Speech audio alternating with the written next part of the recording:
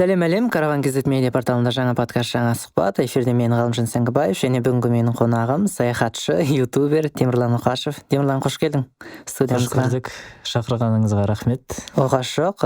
Түсініп тұрғандарыңыздай, бүгін біз саяхат туралы айтамыз. Олай болса, біз бастаймыз. Темірлан, Алматыға қош келдің. Рахмет. Студияға қош келдің. Білмейтіндерге айтып өтейін, Темірлан Оқашев саяхатшы, өзінің YouTube арнасы бар. 121 мың оқырман, қателеспесем. Қазір 121. Алдымен өзің таныстырып өтсең, қай жердің тумасысың деген сияқты. Мен Орал қаласында туылдым, сонда өстім. Негізі сол Орал қаласынамын. Мамандығым юрист, бірақ ондай мамандық бойынша істемедің дейсің ғой. Мамандық өте ондай қызық емес. Жай документ тапсырып, сол юристқа оқып шықтым, колледжде болды. Болды иә, сонымен. Өз басым саяхаттауды ұнатамын. Басқа елді көріп, басқа елдің жерінде жүріп, ағылшынша сөйлеп, немесе басқа тілде естіп, ұшақтармен ұшып, аэропорттарды ауыстырып, осылай саяхаттап жүрмін. Енді негізі өзім үшін саяхаттап жүрмін, бірақ сонымен қатар YouTube арнаны жүргізгенді ұнатамын, өзіме қызық. Бірақ мен екі қояндаттым дейсің ғой. Сол сияқты ғой. Ең алғаш қалай ой келді бұлай осындай YouTube арна ашу? Негізі YouTube'ты көп қараймын. Орыс блогерлерді, сосын қазақ блогерлерді, Қазақстан блогерлерді солай қарап, өзіме қызық болды соның барлығы. Өте ұзақ уақыт бойы сондай бір видео түсірем ба деп жүрдім. Негізі өзімде компьютермен жақсы жұмыс істеймін, фото саласын білемін. Өйткені сол мен хоббиім, жұмысым да сондай фото саласында, фотошоппен. Сол енді өзім интернетте көп отырғасын, саяхатты ұнатқасын, көп тревел блогерларды қараймын. Осылай өзімде бір жаққа шықсам ба, солай видео түсірсем ба деп, бірақ қандай тілде, қазақша ма, орысша ма деген сондай үлкен сұрақ туындады. Бірақ ақырында сол қазақша түсіруге бел будым дейсің ғой. Қазақша тілде түсіруге шештім. Ең алғаш барған елің ол Индонезия. Қалай жоспарладың? Неге Индонезияны таңдадың ең алғаш? Өйткені 2019 жылдың аяғы, негізі 2019-ның басында барайын дедім, бірақ болмай қалды. Ноутбугым сынып қалды. Сосын 2019 жылдың аяғында бардым. Сол 2019 жылдары Бали деген ең сондай сұранысқа ие елдесің ғой. Бәрі сол жаққа барады. Енді өзім бірінші рет саяхатқа шығып жатырмын, және өзіме кішкене оңай болсын деп барып жатқан жерге бардым. Сол Балині таңдадым, бірақ Балиға жету қиын болды. Билеттерді іздеу, солай шамамен 3 күн билет іздедім, қалай барсам ба деп. Визады алып алдым. Астанада паспортты курьер арқылы жіберіп, қайтып курьер арқылы келді. Осылай билеттерді таптым. Сен арнайы турмен бардың ғой, әлде қалай? Өзім. Ағылшынша білесің ғой? Ағылшынша алдын ала сол саяхатқа шығам деп 1 жыл бойы ағылшынша курсқа барып жүрдім. Кәдімгідей дайындалған екенсің. Дайындалдым. Алдын ала жарты жыл бұрын GoPro камера сатып алып, дұрыс телефон сатып алып, бұл енді үлкен бірнеше жыл бойы ойланып жүрген затым. 2014 жылдан бастап негізі ойланып жүрдім. Жалғыз өзің бардың ба Индонезияға? Жалғыз өзім бардым. Қорықпадың ба? Қорқыныш әрине болды, бірақ енді бар ғой тәжірибелі блогерлер, жалғыз өздері жүреді, көріп, енді түсіндім, жалғыз жүруге де болатын екен. Темірлан, YouTube арнаңда жазып қойған екенсің, 6 елде болдым әзірге деп. Ол Индонезия, Бали, Вьетнам, Таиланд, Үндістан, Түркия, Мысыр. Солай ғой? Солай, Қай ел өзіңе көбірек ұнады? Ең ұнаған сол Бали, бірақ Үндістан қызығырақ болды. Бали несімен ұнады, Үндістан несімен қызығырақ болды? Бали ұнағаны бұл дейтін табиғаты жақсы. Анда кәдімгі 12 айы бойы жаз, сосын пальмалар, пляж, атмосфера өте еркін, ешкім ешқайда асықпайды. Адамдары, сол жергілікті тұрғындары өте мейірімді, татулы, туристерді жақсы көреді, және арзан. Әсіресе ең ұнаған сол табиғат. Мысалы, жолда мотоциклмен келе жатасың, оңай мотоцикл жалдап алу, күніне 2000 ба солай теңгемен. Осылай мотоциклмен жолда келе жатасың, бір таулы аймаққа шығып баратасың, және бүткіл Бали алақандағыдай болып ашылады. Ал тамақ жағы қиын болған жоқ па? Балида жоқ, тамақ жағы оңай болды.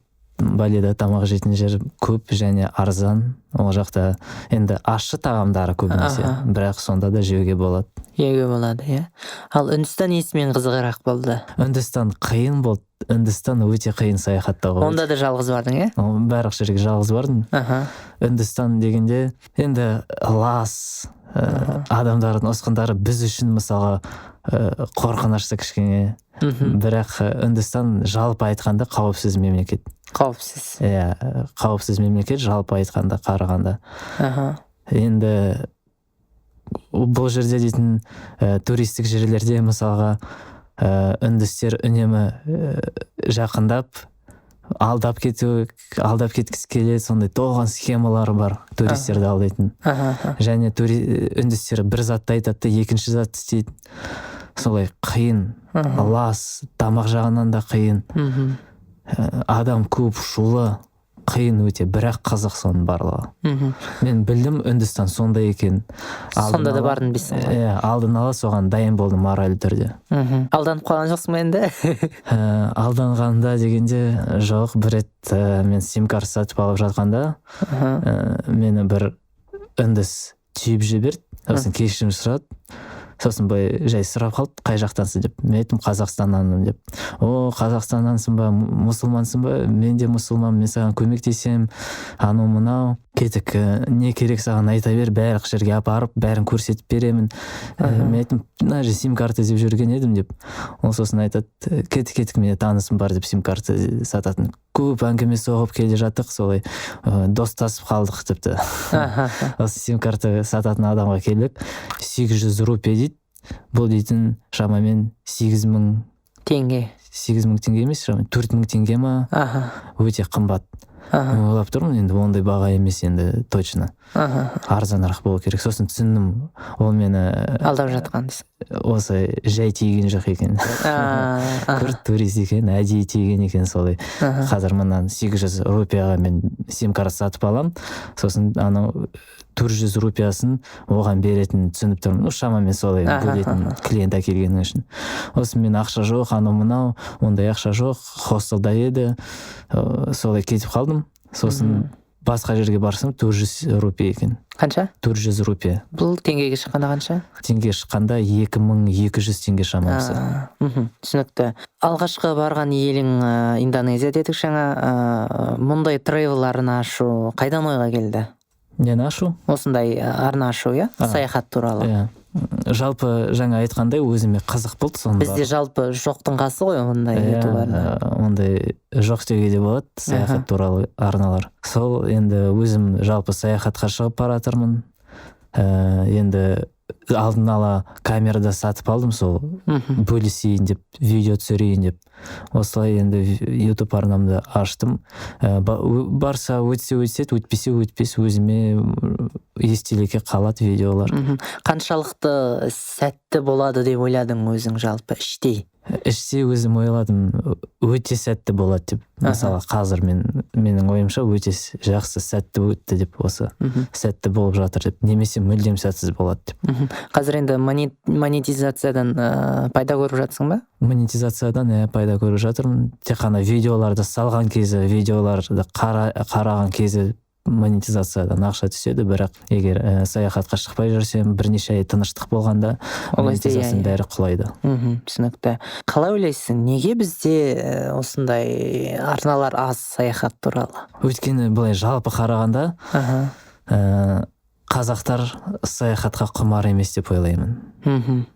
Қызықпайды, немесе құмар емес пе әлде жағдай жетіңкіремей? Жағдайды аз енді адамдарды.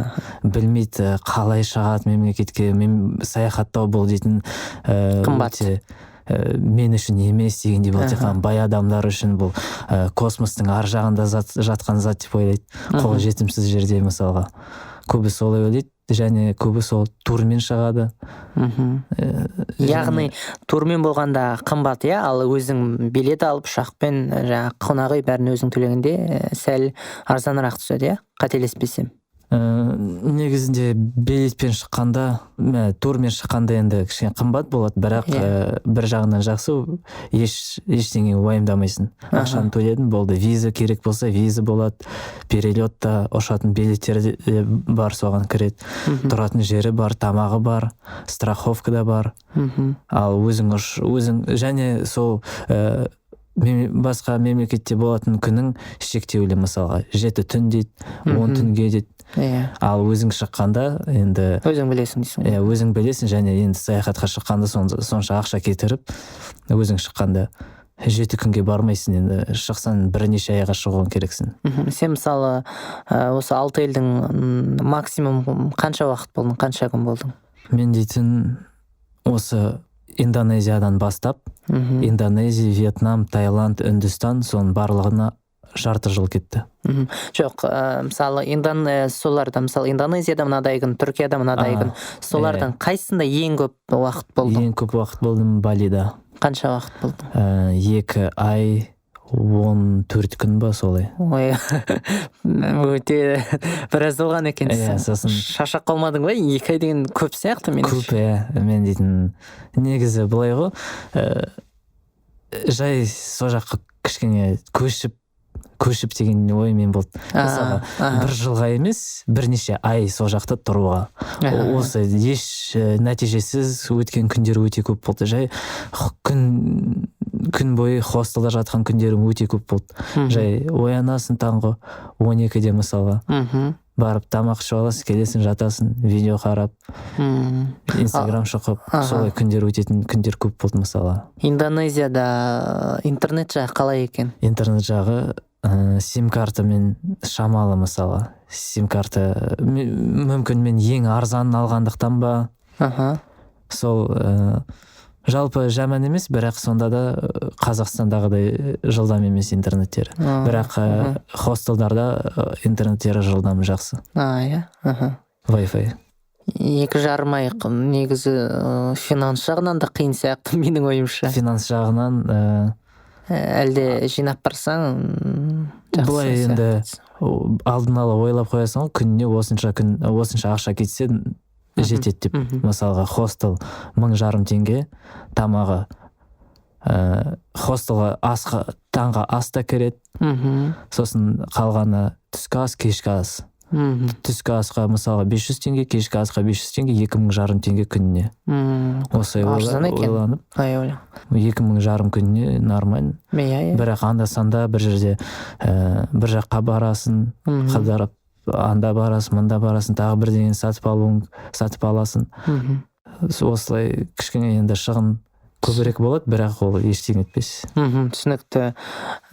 Бірақ бір тәжірибе болды дейсің ғой Индонезияда. Тәжірибе жақсы. Түсінікті. Менде мынадай сұрақ болған екен, алдын ала жазып қойыппын. Енді бірақ оған жауап берген сияқтысың қазірдің өзінде.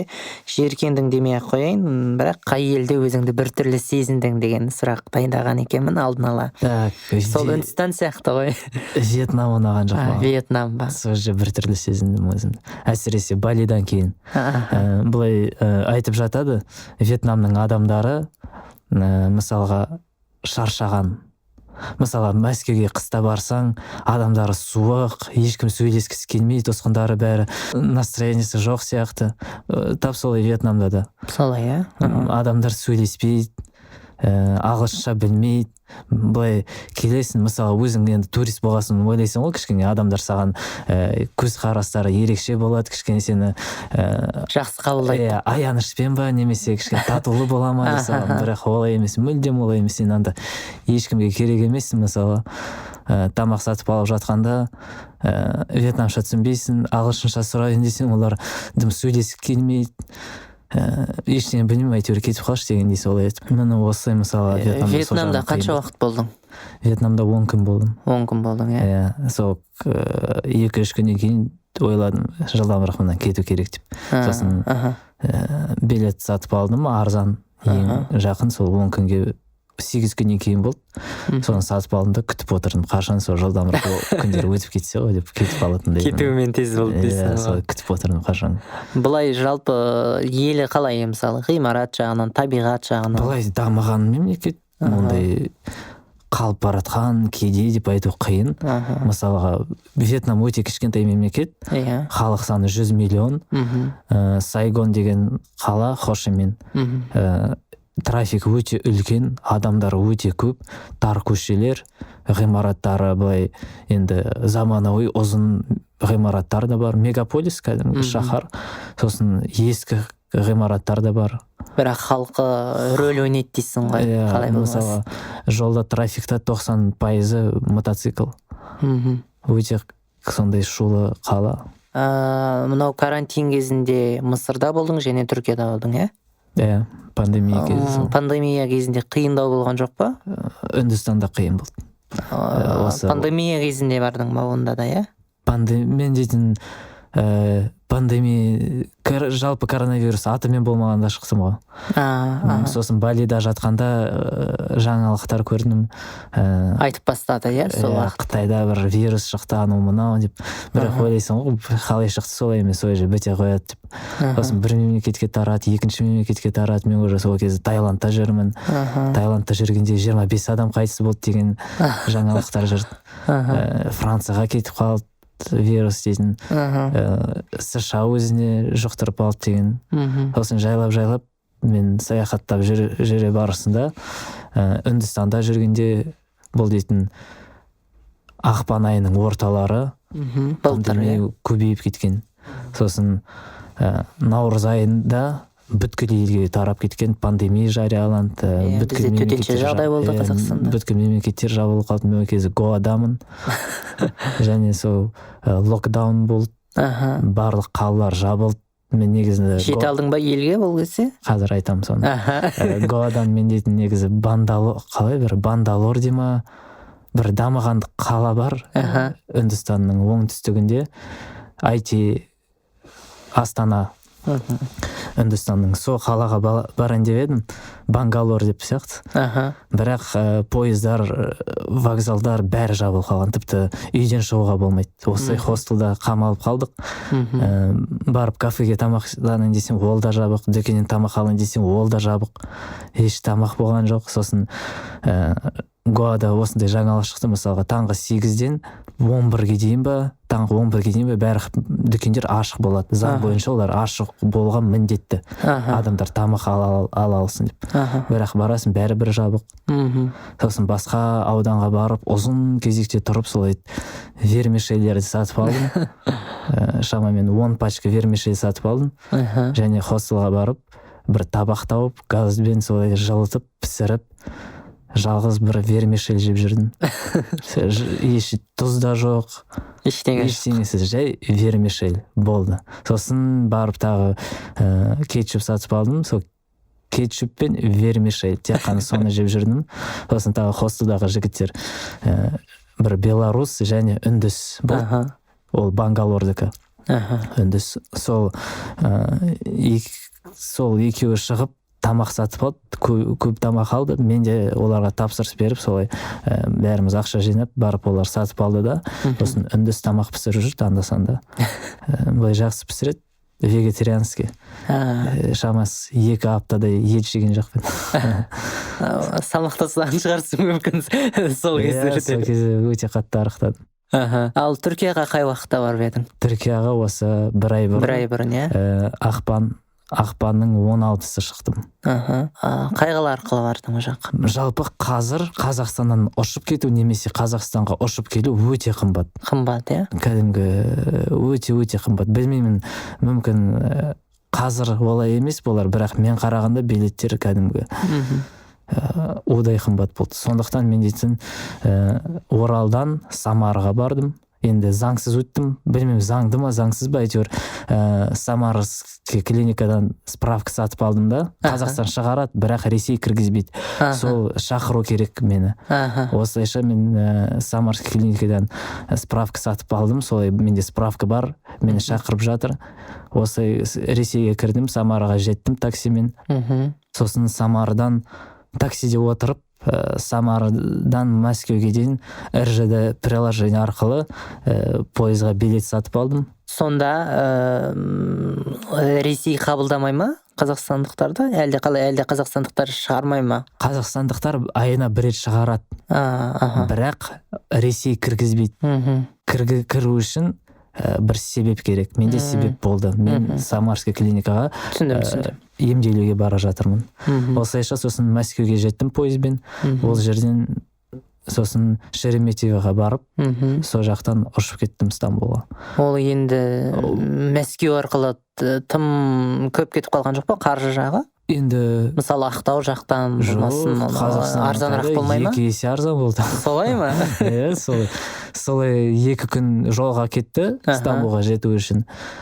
Бірнеше айналдым енді, бірақ өте қатты экономдадым. Өйткені Қазақстаннан ұшу бұл дейтін өте қымбат дейсің ғой. Енді сол себеп неге қазақтар саяхаттамайды мысалы.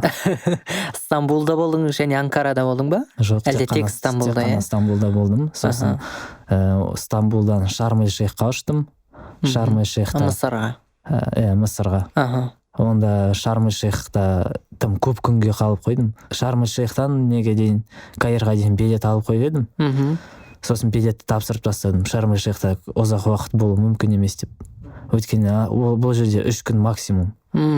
Егер былай өзің пляжда жатып, солай күн өткізгің келсең болады, бірақ былай саяхаттап қарауға келіңкіремейді дейсің. Жоқ, ондай қарайтын ештеңе жоқ. Қонақ үйлер, пляж болды. Солай 2 тур сатып алдым, дайвингке және квадроциклмен жүретін. Болды, қалған күндері видео монтаждап, жай жаттым. Сосын билет тапсырып. Сонда қанша уақыт болдың ол жақта? Шамасы 6 күн болдым Шарм-эль-Шейхта. Ал Стамбулда қанша уақыт болдың? Стамбулда 1 апта болдым оның алдында. Қалай, Стамбул ұнады ма? Енді ол жаңа мұсылмандар көп бұл жақта деген сияқты. Стамбул былай тіліміз ұқсайды деген сияқты. Тіліміз мүлдем ұқсамайды. Ұқсамай ма? Жоқ, түріктер сөйлейді түсініксіз, мен сөйлеймін оларға қазақша, олар да түсінбейді. Тек қана андай кейбір сөздері түсініксіз, енді хош келдіңіз дейді. Burada тұрыңыз деп жазылып тұрады мысалға. Шығыс кіріс дегенде сондай кішкене сөздері ұқсайды, ал жалпы қарағанда ұқсайды деп айту қиын мен үшін. Мүмкін біреу үшін ұқсас, бірақ мен үшін ұқсамайды тілдеріміз. Ұнады ба жалпы Стамбул, Түркия? Ұнады, иә. Өте сондай таза және түріктер өте мейірімді дейсің. Досшыл бәрі. Енді Индонезия мен Үндістаннан кейін ұнау керек шығар ол. Байқауымша сен көбінесе жаңа Азия елдеріне барғансың, Индонезия болсын, Үндістан болсын, Түркия болсын. Енді Европа елдерінен баруды жоспарлап жатқан жоқсың ба қазір? Европа қазір жабық пандемиямен. Бірақ жалпы Европа дегенде Европаның арзан мемлекеттеріне баруға болады. Өйткені Европаға бару қалтам көтермейді. Қымбат Европа. Евро.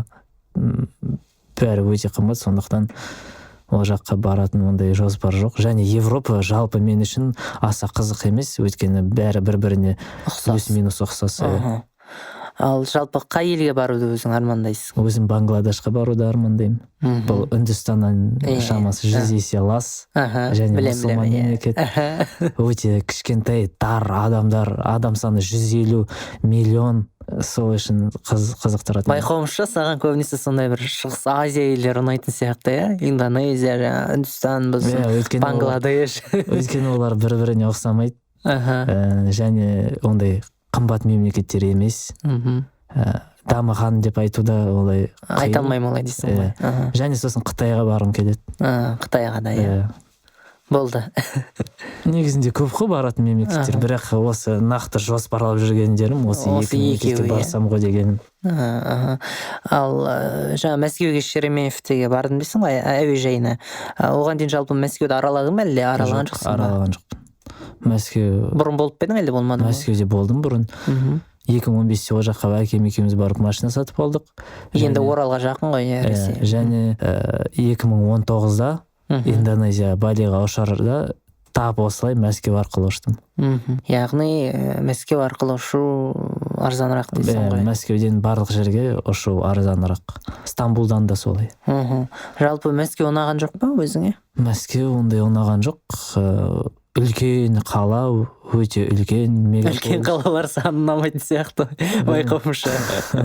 өте үлкен сондай қала, адамдары суық, және жай енді Ресейдің қаласы Қазақстанға да ұқсайтын сондай, ондай қызық емес. Саған бір ерекше елдер ұнайды дейсің ғой. Өзім көрмеген сондай, біз үшін ерекше сондай ұнайды. Мәскеу білмеймін.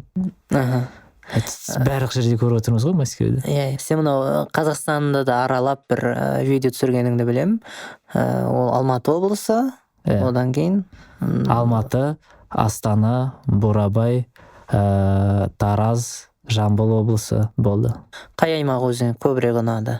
Осы Алматы ұнады, Алматы облысы. Сосын Астана дегенде, Астанада ондай, Астананың өзінде мен үшін ондай аса қызық қарайтын ештеңе жоқ.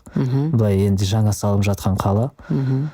Сосын Бурабай қатты ұнады, табиғаты өте керемет. Кәдімгі бүткіл әлемдік деңгеймен қарасаң, табиғаты дейтін өте ерекше, өте әдемі, жақсы.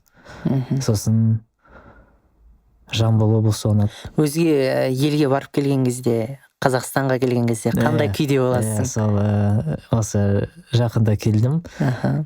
Елге оралу бұл ерекше сезім. Мысалы, жаңа ғана сен Каирдің лас көшелерінде жүрдің, тар, жан-жақты пипілдеп жүреді. Сосын мысалға Стамбулда жүрдің, әдемі жерде. Сосын мұнда Қазақстанға ораласың. Өте қатты үлкен контраст. Қазақстанға оралғанда қарайсың, мысалы, даланы көресің, адамдарды көресің, адамдарды түсінесің ал деп айтып. Өз адамдарым дейсің ғой. Өте сол. Бәрібір ыстық дейсің ғой. Ыстық, өте ыстық. Қазір енді, мысалы, шетелде жүргенде ойлайсың ғой, кішкене енді өзіңді кішкене ұстанып жүресің, өйткені бөтен мемлекеттесің. Ал мұнда Қазақстанға оралғанда кәдімгі үйге оралдың, болды, бәрі еркін, бәрін білесің. Мысалы, тамақтары бәрін, супермаркетке кіргенде, мысалы, су, өзің үйреніп қалған су аласың. Түсінікті. Енді осы жылы бір елдерге баруды жоспарлап жатсың ба, әлде осы жылы ондай жоспар жоқ па? Осы жылы тағы жоспарлар бар, бірақ қаражат жағынан кішкене де ақша жинау керек, жұмыс істеп тағы. Сол тағы, бұл тағы да жоспарлау қазір қиын, өйткені пандемия, қазір бұл мемлекет ашық, ертең жабық. Немесе сен барғың келетін мемлекет қазір жабық, ертең ашық болып қалады. Бұл енді жоспарлау өте қиын. Осы барған 6 еліңнің қайсысы саған өзің арзанырақ түсті? Билет жағынан болсын, тұратын жағынан болсын? Ең арзан Үндістан болды. Үндістан, бұл жерде енді бір түскі асың 300 теңгеге шығады. Тоясын. Өте арзан екен. Өте арзан, Сен ол жаққа қалай барып едің? Жаңағыдай болды ба, әлде осы Қазақстан арқылы ма? Сол жарты жылдық саяхатымда Индонезиядан кейін Вьетнамға, Вьетнамнан кейін Таиландқа, Таиландтан сосын Үндістанға бардым. Түсінікті. Бүгінге жеткілікті сияқты біраз әңгіме айтылды. Саяхат туралы өзім де көп нәрсе білдім. Бұйырса тыңдайтын тыңдарман да көп нәрсе біледі деп үміттенемін, ойлаймын. Рахмет, Темірлан, көп-көп. Шақырғандарыңызға рахмет. Сол өзіме де осындай тәжірибе қызық болды. Жақсы бір әңгіме болды. Өзіме қатты ұнап отыр бүгінгі әңгіме, бүгінгі подкаст. Көп рахмет. Сіздермен бірге болған мен Ғалымжан Сәңгібаев және Темірлан Мұқашев. Келесі жүздескенше караван әрдайым жаныңыздан табылсын.